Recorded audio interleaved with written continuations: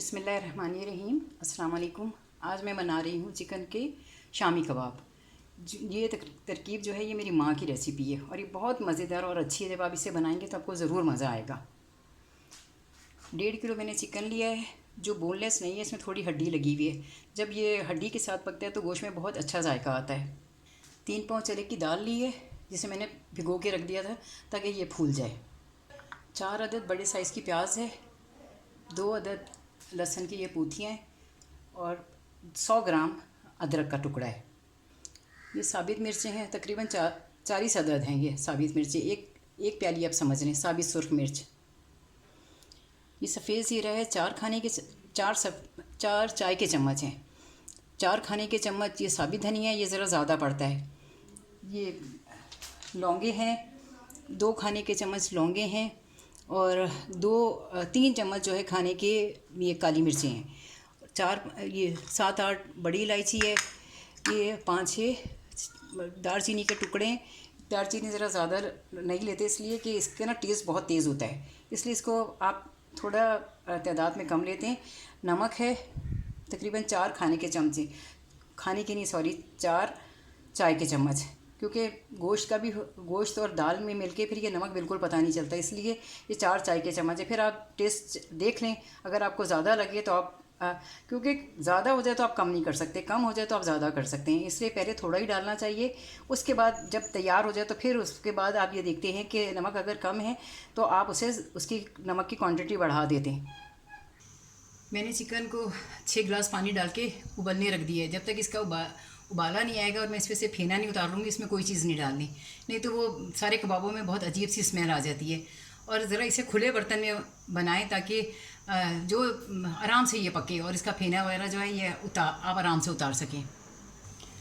अब ये इस पर फेना आ गया, इसको जो है वो आपने उतार लेना है, क्योंकि इससे जायका जो है कबाबों का वो उसमें स्मेल आना शुरू हो जाती है। एक गोश्त में एक अजीब सी ससाइंद होती है। ये जब आप इसको साफ़ कर लें, इसके बाद इसमें सबसे पहले तो ये चने की दाल डाल दें।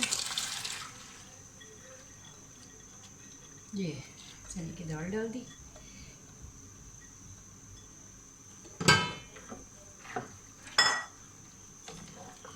इसके बाद इसमें हम ये लहसुन अदरक और प्याज मैंने काटे थे। प्याज ज़रा बड़े बड़े मोटे काटने, क्योंकि इसमें पिसे जाना होता है, इसलिए इसे बारीक काटने की ज़रूरत नहीं होती, इसे मोटे मोटे काट लें। फिर इसमें आप ये साबित मिर्चें डालें, 30-40 साबित मिर्चें, इससे बहुत अच्छा जायका आएगा। ये काली मिर्चें हैं, ये भी 30-40 के करीब ही काली मिर्चें हैं। और ये 15-20 लौंग की क्योंकि महक बहुत तेज़ होती है, इसलिए इसे भी ज़रा थोड़ा कम ही रखते हैं। फिर ये 4 खाने के चमचे चाय के चमचे जो हैं वो सफ़ेद ज़ीरा है। ये 3-4 खाने के चमचे ये साबित धनिया है और ये बड़ी इलायची है 7-8 और ये 5-6 लौंगे, क्योंकि ये दालचीनी जो मेरे पास टूटी हुई थी। अगर बड़े बड़े हों तो आप 3-4 से ज़्यादा ना डालें, क्योंकि इसका जो है जायका बहुत तेज़ और बहुत अजीब सी खुशबू आना शुरू हो जाती है। ये 4 चमचे ये नमक है, क्योंकि देखिए चीज़ों का हजम ज़्यादा है, इसलिए इसमें ये नमक पता ही नहीं चलेगा, बाद में अगर कम होगा। और ये गोश्त जब 20 मिनट बाद में इसमें से ये चिकन की बोटियाँ निकाल लूँगी, क्योंकि ये बहुत ही ज़्यादा घुट जाएगा। लेकिन अभी इसलिए साथ पका रही हूँ ताकि इसमें इसका यखनी का जायका आएगा दाल में। दाल देर में गलती है, चिकन पहले गल जाता है, इसलिए तकरीबन 20 मिनट पकाने के बाद मैं इन बोटियों को निकाल लूँगी इसमें से, और उसके बाद ये दाल आराम से गलती रहेगी।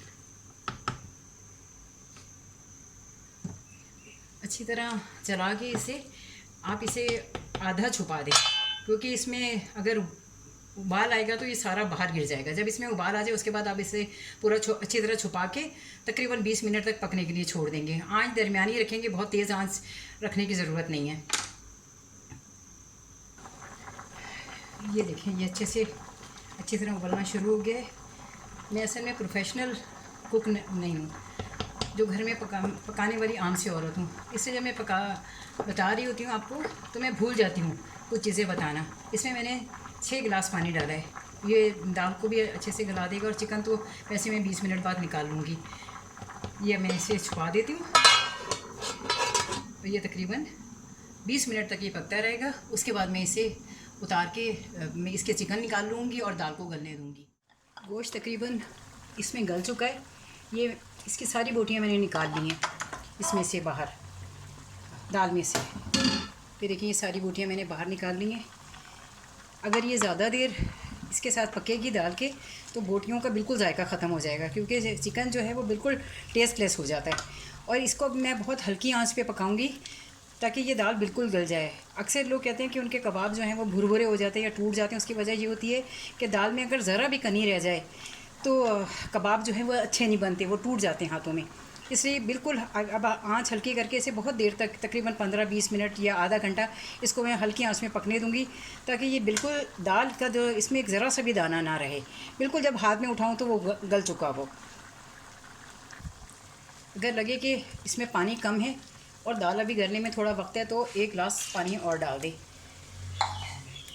ये क्योंकि ज़रा इसको थोड़ा वक्त लगेगा गलने में। चने की दाल देर में गलती है, चिकन जो है वो जल्दी गल जाता है। इसलिए मैंने 20 मिनट बाद चिकन निकाल लिया था ताकि वो टेस्ट लेस ना हो, नहीं तो वो बिल्कुल बदजायका हो जाता है, ज़रा उसमें टेस्ट नहीं आता। अब ये तकरीबन आधा घंटा मैं इसे और बनाऊंगी ताकि ये बिल्कुल दाल में एक ज़रा सी भी कनी बाकी ना रहे। इस चीज़ का अपने ख्याल रखना है कि अगर दाल में ज़रा भी कनी होगी तो आपके जो कबाब हैं वो भुरभुरे हो जाएंगे। और वो मसाला तैयार हो गया। ये मैंने दाल पीस ली है, बिल्कुल बारीक और घुटी हुई है, बिल्कुल इसमें कोई दाना नहीं है। इसे अच्छी तरह खुश कर लिया मैंने। ये चिकन है, इसकी मैंने हड्डियाँ निकाल दी हैं। इसको हम जब कसाई से लेते हैं तो हम इसे कहते हैं गोल्डन मीट, जिसमें थोड़ी बहुत हड्डी होती है, ज़्यादा नहीं होती। वो मैंने हड्डियाँ निकाल दी हैं। और इसे मैंने बहुत ज़्यादा खुश्क इसलिए नहीं किया कि ये जब चिकन इसके साथ मिलता है ना तो ये बहुत ही ज़्यादा रूखा हो जाता है गोश्त। इसके साथ मैंने ये 15 हरी मिर्चें ली हैं, ये हरा धनिया बारीक बारीक काट लिया है, और ये मैंने प्याज ली है, 3 अंडे लिए हैं। लेकिन ये प्याज और हरा धनिया मैं जो इस वक्त अभी कबाब बनाऊंगी फ़्रेश, उसमें मैं डालूंगी। लेकिन मैंने जो बाकी जो और कबाब बनाने हैं उसमें मैं ना हरा धनिया डालूंगी ना मैं प्याज डालूंगी। और हरी मिर्ची भी जो है ये मैं इस दाल के साथ पीस लूँगी। दाल में कीमा पीसने वाली मशीन में पीसूँगी, और ये जो चिकन है ये मैं चॉपर में निकालूंगी, क्योंकि इसके ज़रा रेशे हों तो वो बहुत ही अच्छे और मज़े के लगते हैं। और इसमें बाद में ये सफ़ेद ज़ीरा है कोरा हुआ, 2 चाय के चमचे, ये मैं ऊपर से डाल के फिर इसे मिक्स करके फिर मैं आपको दिखाती हूँ। लेकिन ये याद रखना है कि जो चीज़ आप फ्रीज़ करते हैं उसमें ये चीज़ें इसलिए नहीं पड़ती कि ये ज़रा जल्दी ख़राब हो जाती हैं। और जो हम कबाब बनाते हैं वो बहुत अरसे तक हमारे फ्रीज़र में रखे रहते हैं। इसलिए जब आप जो आप फ्रेश बना रहे हैं कबाब तो आप ज़रूर 3 अंडे तोड़ के और अच्छी तरह फेंट के इसमें हम सब चीज़ों में मिक्स कर देंगे। फिर जब भी आप फ्रीज़ किए हुए कबाब निकालेंगे आपको बिल्कुल उसमें कुछ लगाने की ज़रूरत नहीं होगी। सिर्फ आप जस्ट उसे हल्की आंच पे आप छुपा के रख दें। आप देखेंगे थोड़ी देर बाद ही वो कबाब खुद ही इतने अच्छे दम हो जाएंगे। किसी किस्म की आपको उसमें कोई अंडा ऊपर से या कोई कॉर्नफ्लोर लगाने की कतई कोई ज़रूरत नहीं पड़ेगी। इसलिए मैं इसमें सब चीज़ों में मिक्स कर देती हूँ, और बाद में जब मैं चाहती हूँ मैं आराम से निकाल के अपने कबाब यूज़ करती हूँ। और हरा धनिया जो है कम यूज़ करना चाहिए, इससे जो है बच्चों की याददाश्त थोड़ी कमज़ोर होती है। इसलिए ये तो सिर्फ मैंने क्योंकि फ़्रेश जो कबाब बनाऊंगी उसमें डालूंगी, लेकिन फ्रीज़ किए हुए कबाबों में मैं जो हरगिज़ भी ये हरा धनिया और ये प्याज नहीं डालती।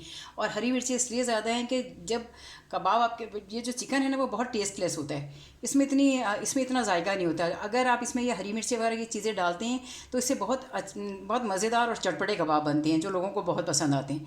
अभी मैं अब ये सारी चीज़ें आपको मिक्स करके फिर दिखाऊंगी कि आप देखेंगे किस तरह ये कबाब बने हैं। ये मैंने कीमा सारा पीस लिया था। ये मेरा जो है चॉपर ख़राब हो गया था तो मैंने कीमे वाली मशीन में ही सारा चिकन भी निकाल लिया। अभी ये मैं इसमें ये 3 अंडे अच्छे से फेंट के मैं डाल दूँगी। फिर मैं इसमें ये कुटा हुआ 2 चमचे सफ़ेद ज़ीरा था वो मैं डालूँगी। मैं इसे मिक्स करके उसके बाद मैं अलग निकाल के थोड़ा सा उसमें हरा धनिया और ये अपना प्याज डालूँगी, क्योंकि ये मैंने फ्रीज़ करना है इसलिए मैं इसे बग़ैर प्याज और हरे धनिया के रखूँगी। ये मैंने इसमें सफ़ेद ज़ीरा और अंडे अच्छे से मिक्स कर लिए थे। अब मैं इसमें एक मैंने प्याज काटी थी ये डालूँगी, और ये हरा धनिया बारीक बारीक काटा था वो डालूँगी। मैंने जो फ्रीज़ करने थे कबाब उसको अलग निकाल लिया है, उसमें मैं ये सब चीज़ें नहीं डालूँगी। अब इसे मिक्स करके मैं छोटे छोटे कबाब बना लूँगी। फिर मैं आपको बताती हूँ कि इसको कैसे आगे फ्राई करेंगे। ये मेरे कबाब रेडी है। इसमें मैंने जो इसके अंदर से फंडा मिलाया था वही है, इसके अलावा उसमें मैं कोई भी चीज़ नहीं डालूँगी। मैंने ऑयल डाल के इसमें ये इसे शैलो फ्राई करना है, डीप फ्राई नहीं करना।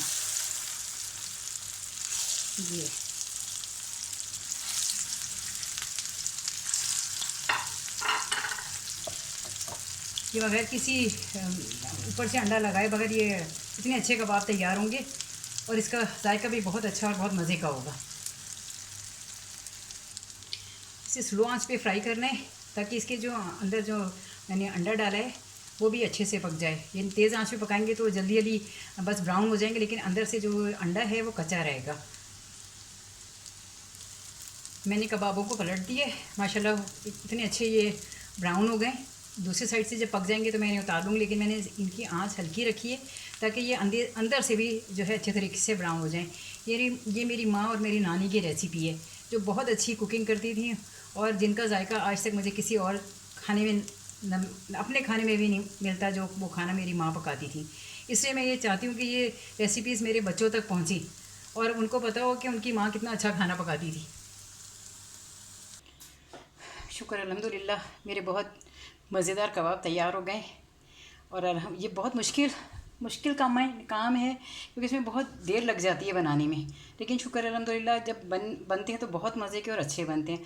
आप एक बार ज़रूर इसे ट्राई करें और आप देखेंगे कि ये बहुत ही मज़े के बनेंगे कबाब। बस आप याद रखिए कि जब जो कबाब आपने फ्रीज़ करने हो तो उसमें आप हरा धनिया और प्याज ना डालें, क्योंकि ज़्यादा देर रखने से ये चीज़ें ख़राब हो जाती हैं।